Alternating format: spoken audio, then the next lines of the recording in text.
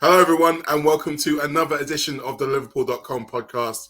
I'm your host, Mo Stewart. I'm joined once again by James Martin and Emmet Gates. Now, we don't normally let you know when exactly we record these, but if I tell you we're in the middle of a fiasco, you can probably work it out. But this is December. We are deep into awards season, end of year lists. Everybody's reflecting on the year that's just gone by, and we here at Liverpool.com are no different.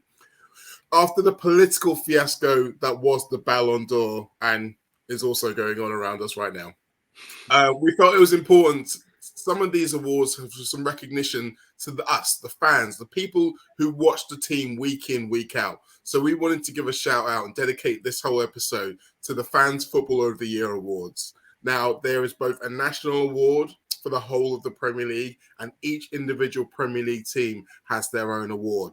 Now, these have been chosen by journalists across the country, but they will be voted for by you, the viewing public.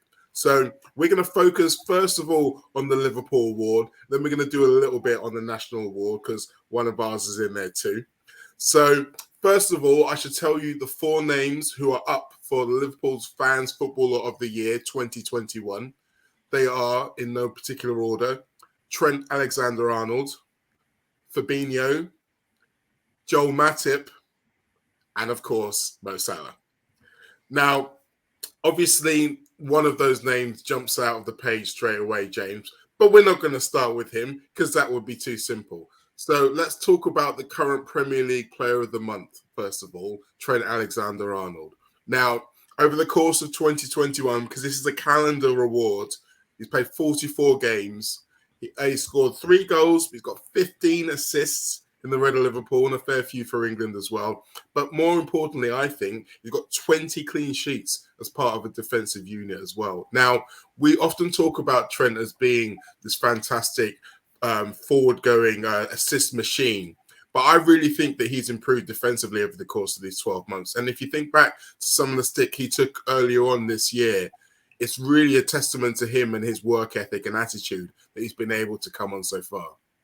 Definitely. I think it's very interesting, actually. I think the defensive crisis last season could almost have helped Trent Alexander-Arnold's long-term development in the sense that there was that situation where Jurgen Klopp had to say to the fullbacks, look, rein it in a little bit. You can't bomb forward quite as much because, at the end of the day, we've got Matt Phillips and Reece Williams between you. We need you back here giving them some kind of protection. And I mean, it clearly hurt Liverpool's attacking play. We saw the knock-on effect on that. But there was definitely a more defensive brief for both of them over that tricky period. And I think, there was sort of January, February time, maybe Alexander-Arnold was struggling with that quite a lot. We saw him left out of the England picture around that time as well. But then the reaction from that, having had that more defensive role for a couple of months and then having had to deal with that Gareth Southgate snub, the way he came back was just phenomenal. And like you say, not just in the attacking sense, but in terms of balancing that with those defensive improvements, which are really clear in his game now. It's one of those things where there's just a huge mismatch in terms of like general perception and Liverpool fans' perception. But the people who are actually watching him week in, week out realise now that he is a very accomplished defensive player. Like it's never going to be his key role, but that's a tenet of the system rather than a particular weakness in his game. Yeah, he's become ridiculously well-rounded. He has, and James makes a really good point there, Emma, about the perception. I think because Trent is so good going forward, he's always going to be assumed he's one of those players who doesn't have defensive responsibilities, or it doesn't even matter, so to speak. But when you are a part of a defensive unit like he is, and such an impressive elite unit, you have professional pride. You want to believe that you are able to face off against any other attack up against you. And the racking up of the clean sheets, particularly in the second half of the season, is going to be a real source of pride. And for anyone who still peddles the old line about, oh, well, Trent can't defend, all he's got to do now is point to the numbers. Yeah, absolutely. And although in saying that, I do agree with you and James, I do think he still is defensively suspect at times. He's undoubtedly improved, but because he bombs forward so often, he is guilty of leaving space behind him open for teams to hit on the counter-attack. But in terms of actual one-on-one defending up against an opposing winger, he has definitely improved over the course of 2021. And especially, you know, at the back end of last season, when you consider Liverpool's defensive crisis in defence and who was missing, and the fact that, you know, a lot of the clean sheets came in that second half of last season, makes his achievement this year even more impressive. I think so. I mean, the out of position thing, that's probably going to be a long running debate forever and ever, because there are some people who say, obviously, it's down his side. He's the one who's been targeted by the opponents. But then there are others who say, well, it's part of the system, so it's more of his job to be there and not be there. That one will go on forever. But well, I think that's the trade-off. You know, he is so good. He reminds me of an English Dani Alves. Dani Alves wasn't the greatest defensively, but you could give him a pass because he offered such an attacking outlet on the right-hand side. He was almost like a fourth attacker. And Trent Alexander-Arnold is the same. I mean, we saw that in the game against Aston Villa last weekend when they basically packed the box. Like, the whole team was in their 18-yard box, and the likes of Mo Salah and Sadio Mane had very little room. So basically, Trent on the right-hand side had a lot of freedom to rein in crosses, and we all know about how good he is with crosses. And so in games like that, he is crucial because he offers another outlet to attack when the likes of Salah and Mane are swamped by the opposition. So I think it's all about the trade-off. You know, you have to take the good and the bad. And for me, there's definitely more good. The positive outweighs the negative with Trent. I think that's very much the case. And as you mentioned previously, his one-on-one defending has improved. So regardless of where he is or where he isn't, when he is there and he has to do the job, he is now doing the job. One final thing about Trent in terms of areas for potential improvement, James. I mentioned he's only scored 3 goals. I mean, they were all bangers, to be fair. But is that something that we should be expecting more from him? I know that he is so deadly with his crossing, but eventually teams that are going to start dropping off of him, assuming the cross. It's going to give him space, and he's got a wonderful right foot. You'd expect him to be able to hit the target, maybe a bit more than he has done. Yeah, and let's not forget that his role has changed in the team slightly just within the past few months alone. With that sort of tucking in more into the central positions, Klopp's been very clear that he doesn't see his future in midfield, but he's also said, look, at times in game when we're on the ball, he's now playing essentially as a midfielder for us. He's coming much more narrow than he has been.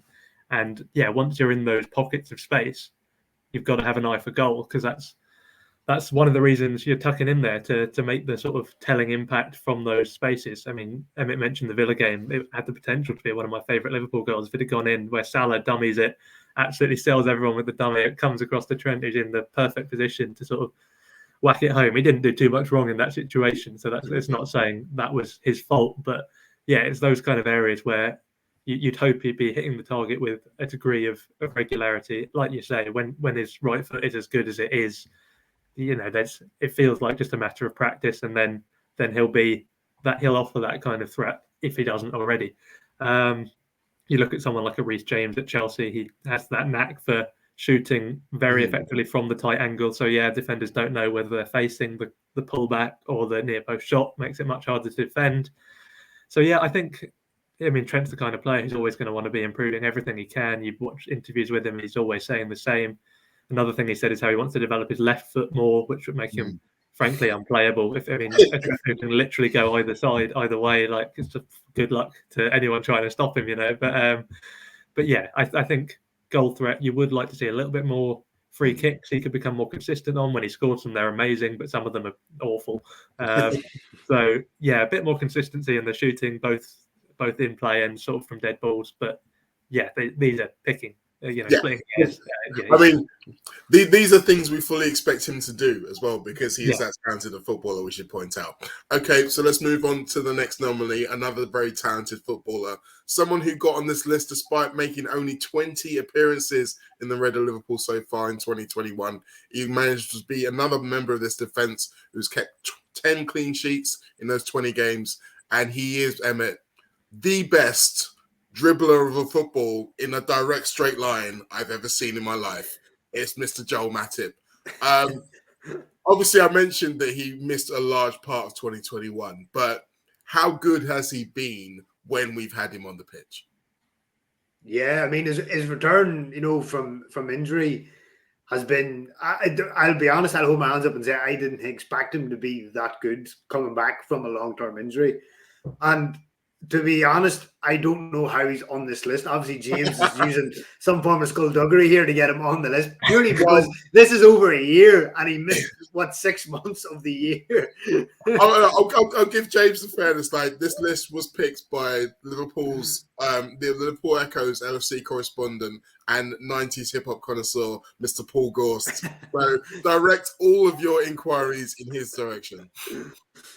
But to be fair, I think that speaks volumes about how well he has done. The fact that he missed all of the second half of last season, and he's got on this list for 2021. So, I mean, yeah, him and Van Dijk obviously both in return from their long-term injuries, and they've come back and they've formed a really solid partnership. And actually, you would probably say Matip has been the more impressive of the two since coming back. Van Dijk's had one or two off performances, but you can't really say the same about Matip. And yeah, I will hold my hands up and say he's kind of taken me by surprise, just how seamlessly he has come back into the starting 11 and he's performed. And you would say on the face of it, he is rightly deserved to be nominated for the award.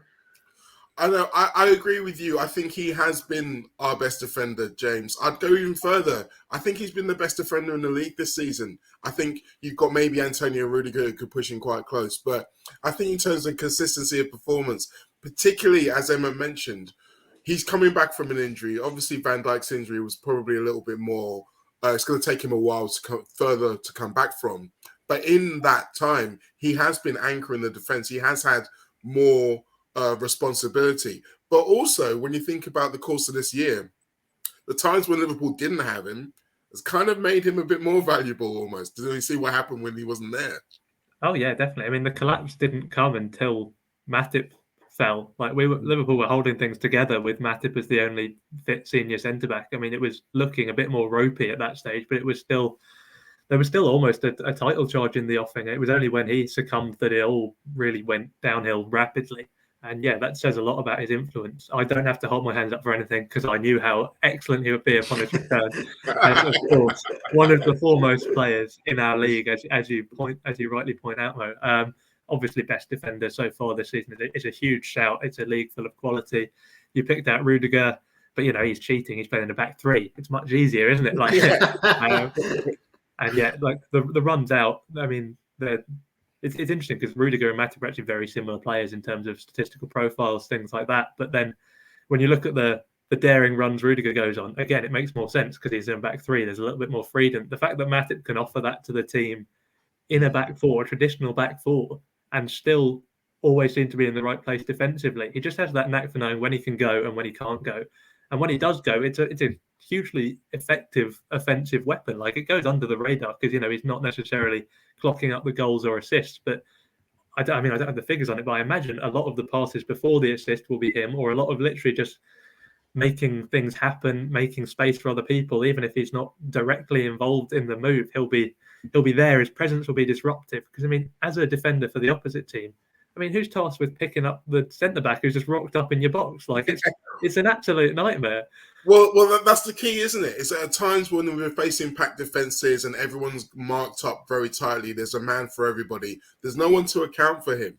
And the rest of his Liverpool teammates trust his technical ability to be able to give him a quick 1-2 on the edge of a box, or to be able to find that 5-yard pass to get someone into space. Emma, I do have to bring up, however, his goal return. I know it feels a bit churlish to talk about all these defenders, talk about them not scoring goals. But just like we see him go on a Matip ramble, seems like every game now, he gets a chance in the 6-yard box. And every game, it does not look like scoring. Now, obviously, this is one of those scenarios where opponents are going to be keying in on Van Dijk and potentially Firmino when he comes back into the team, and Jota as it stands now. So he's most likely to get space. He's a big guy. He's got a big head. Even if we're asking for maybe 2 to 3 goals a season, that can make a massive difference, can't it? Yeah, and especially when you consider how good Liverpool are at scoring from corners. his goal return isn't exactly the greatest. He should be using his height to his advantage and getting on the end of them and directing them in the correct manner and putting it towards goal. But I think we can't be too harsh on him. For me, as long as he does his work at the other end of the pitch and not the other, I'm happy enough. Even if as long as he keeps the goals out as opposed to scoring them, I'm still happy with how he's doing. But yeah, he should be at least getting one or two a season, especially from corners, as you say, with his height on his head. He's got an odd technique when you watch how he heads the ball, particularly in an offensive sense. Like, he doesn't really get off the ground. He just kind of sort of stretches up towards it, just like, it's like you say, it's given his physical attributes, you do feel that he should maybe score more. But as a fellow tall person who's terrible in the air, I do feel his pace. So see that thing about jumping is a good shout though. That's something that now I think about it, he does act like he's always been the tallest in whatever room he's been in, so he's never really had to jump or stretch for anything. And now it's like, well, maybe it's time to start exercising those calves. We'll have to wait and see. Now, moving on now to our third nominee. Now, this is a fella who did play a lot of games, and he almost played all over the pitch. It's the Brazilian Fabinho. He managed 39 games in 2021 so far. And I'm putting his clean sheets numbers up there because he did spend a significant time in defence. He got 17 out of those 39 games, which is a good return. 1 goal and 1 assist added into the mix as well. Emmet, I'll come to you on him first. I feel like, to a certain extent, we could almost give him 2 separate marks for 2021, the centre-back mark and the defensive midfielder mark. And obviously, centre-back wasn't something that he particularly wanted to do. It was out of necessity. And he did a good job for a considerable period of time. However, it was one of those things that the longer it went on, the more he began to struggle. Yeah, absolutely. I mean, it's okay to put, even though he's a defensive midfielder, it's a different position than playing a centre back. And you can put a central or defensive midfielder in centre back maybe for 1 or 2 games and they could get by. But it was some point Fabinho was like, 5, 6, 7, 8 games in a row because Liverpool had no other alternatives. And eventually you will get caught out. The position is not natural to your game. You will get caught out against better teams. With all due respect, you can get away with it against Norwich, Burnley, Crystal Palace. But if you play at Man City, Chelsea, Tottenham, you will get caught out eventually. And it's not that Fabinho actually got caught out, but you could tell he wasn't entirely comfortable in the situation, in the position, which is no fault of his own, because it doesn't come easy to him. No, and the other thing we have to remember, James, is that he could never really get settled because his partner was changing from week to week. I think he had more different partners than any of the other centre-back pairings. I think he had about 5 or 6 different partners over the course of the season. So you're already doing something you're not quite used to. Your head's absolutely spinning. And then you're having to work out, well, who's going to take the lead, who's going to be the organizer when it's changing from week to week. I think he did fantastic to last as long as he did, really. Oh, definitely. To be honest, when he first shifted there, it was a bit like, sound, he's world class as a defender as well. Like, that's good to know. Like, he looked just genuinely almost Van Dijk-esque in some of the things he was doing, particularly in the early games there. Like you say, the longer it went on, it was a bit like, okay, maybe it's not as much of a long-term fix as we thought it might be. But again, a lot of that is because Fabinho wasn't in front of him as a defensive midfielder. Like, that was the trade-off. So he had to do the job of a central defender without his own shielding function in front of him, which is what makes life so much easier for Van Dijk and Matip when everyone's fit. So yeah, it was a bit of a double whammy for Fabinho there. And as you say, in the circumstances with so many different partners, fair play to him. He did a good job. And a lot of the time, there were some results that didn't go our way during that spell, but there were some points that we did pick up. And, it was close, that Champions League places run at the end, and he played a big part in it. So he did play a massive part, particularly in that run-in where he was able to get back into his midfield position. And I've already said that Joel Matip, I think, has been one of the best defenders in the league. I wouldn't swap Fabinho in that position for anybody else in the Premier League at the moment. I think in terms of not only just the access that he's been able to develop with Thiago, but the assurance that he gives everybody around him in that little radius that he sits from, it's just unparalleled.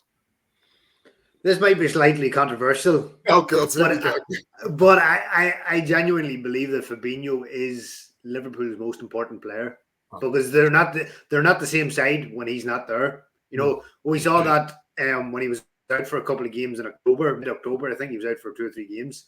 I think that coincided with the 2-2 draw against Brighton and I think the defeat to West Ham. I generally think he's even more important than Mo Salah just because he gives so much protection to the defense and he can orchestrate.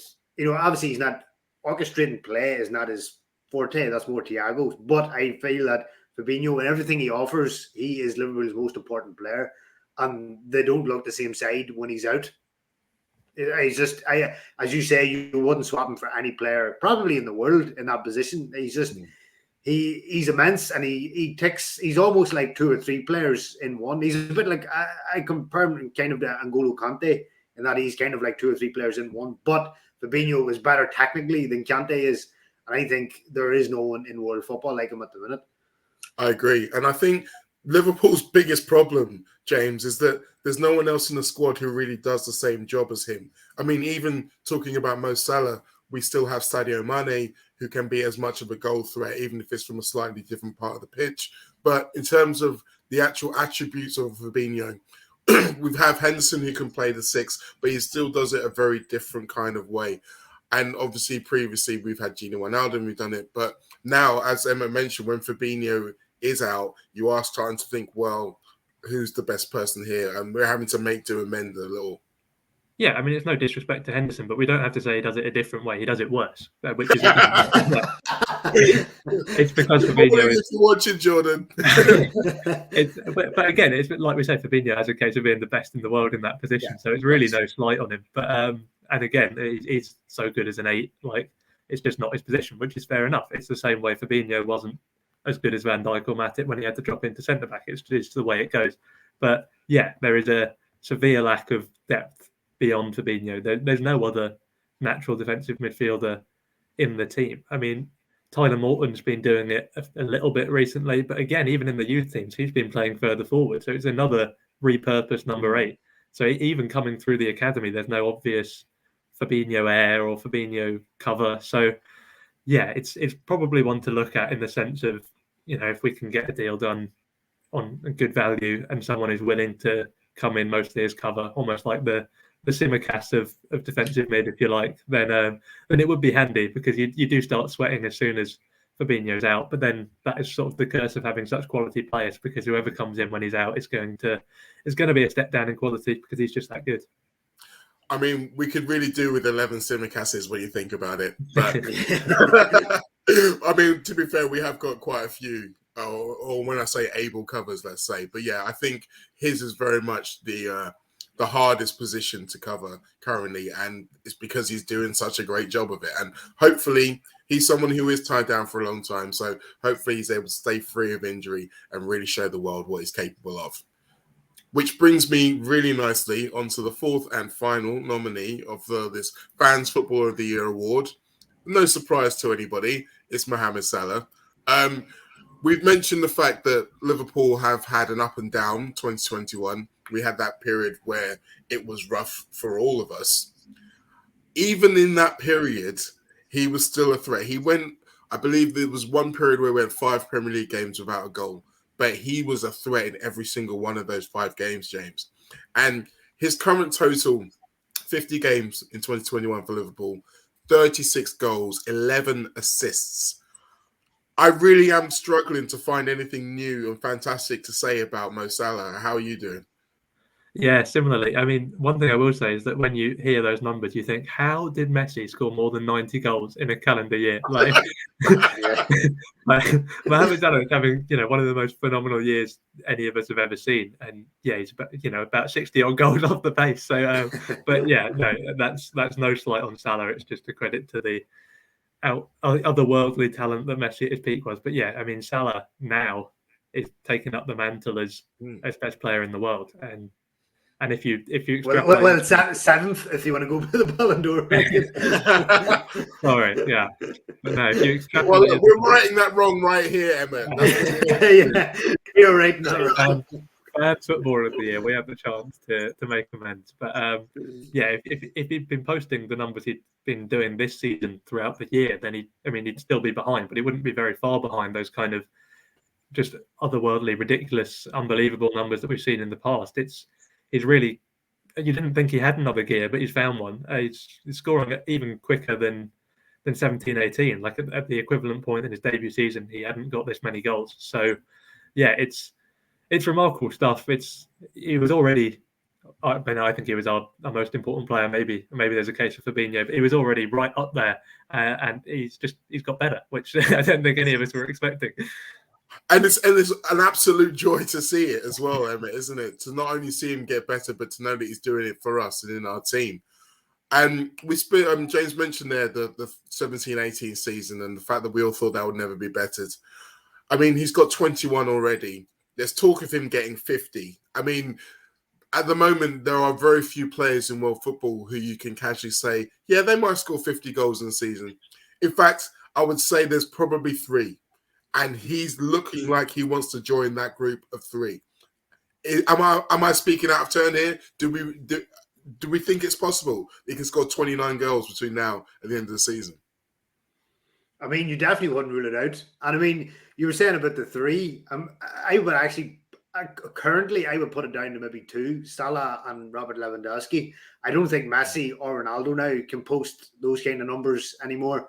So you're literally just talking about 2 players at the going rate. And I think what we need to remember too is that at the back end of last season, it was Salah that carried Liverpool to a large extent to that 4th, because Sadio Mane and Roberto Firmino's numbers, their output fell off a cliff, compared to the prior 2 seasons. So it was really Salah that carried Liverpool to that 4th Champions League spot in many regards. And then in this season, he's kicked on, and I think he's become a more complete package. Like some of the assists that he's given this year, like I'm thinking off the top of my head, the outside of the foot pass to Mane against Watford, like delightful. The one against Man City where he skips past 3 or 4 players, slides in the pass for Mane again, who scores. I think this season there's just a greater awareness, because there was always the thing about Salah, about the greedy tag, and that he didn't lift his head. He just got the ball and he was looking for the goal. But I think now there's a greater awareness in his game of where his teammates are. And you're seeing that now in his assist numbers. What's he on now? 9, 10 assists in the first half of this season. So I definitely think he has morphed into the complete package as a footballer. And the hope now is for the next, obviously, if fans are getting a bit apprehensive about whether a new deal is forthcoming or not. Mm-hmm. And the hope now is that the club can tie him down for the next 3 or 4 years, because if he continues his trajectory now, we could be, he's nearly virtually unstoppable now, but if he continues as he is, the next 2 or 3 years, he's just going to be, completely out of this world. The idea of watching him soar for someone else in a similar way to Luis Suarez did when he joined Barcelona, I'm not sure I could sign up for that again. So can't take the heartache. I just couldn't go through that again. So you're right, Emma. We need to get that done. We need to get that done seriously. So those are the 4 nominations for the Fans Footballer of the Year award. You can vote for that. The website is www.mirror.com/Fans Footballer of the Year. But Mohamed Salah is also nominated for the National Award alongside Edouard Mendy, Mason Mount and Jorginho, all of Chelsea, Kevin De Bruyne, Ruben Diaz, Phil Foden of Manchester City, plus Declan Rice of West Ham and Bruno Fernandes of Manchester United. Now, some of those have some strong claims. I would say Edouard Mendy's been fantastic. Ruben Diaz obviously was Player of the Year. Phil Foden's been fantastic. Declan Rice, I think, has done really well in a good team. But this is the Fans Footballer of the Year awards, James. This is about the feeling of going to a match or watching a match, wherever you may be, and looking at footballers and thinking, wow, that guy is incredible.